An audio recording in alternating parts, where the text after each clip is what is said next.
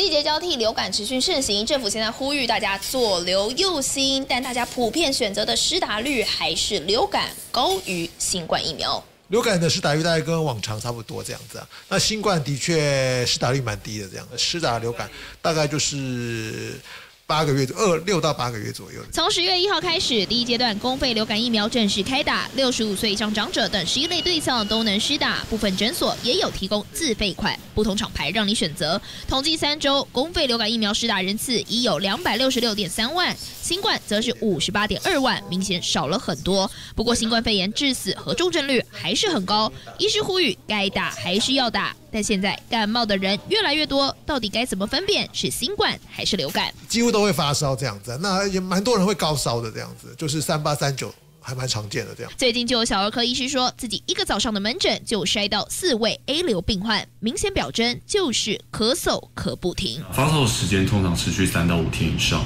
那比较特别的是，有一些病人可能会有一些肠胃道症状，包括恶心、呕吐、拉肚子等情形。小朋友跟老人家他们是免疫力相对较低下的族群，所以在感染流感之后呢，可能会因为呼吸道黏膜破坏的比较厉害，可能会咳嗽超过1个礼拜。目前这季节所流行的就是 A 流和 B 流，其中 A 流占多数，分别为 H1N1 以及 H3N2 病毒株，症状类似，但普遍1周就能痊愈。目前也有出现流感重症或死亡的个案，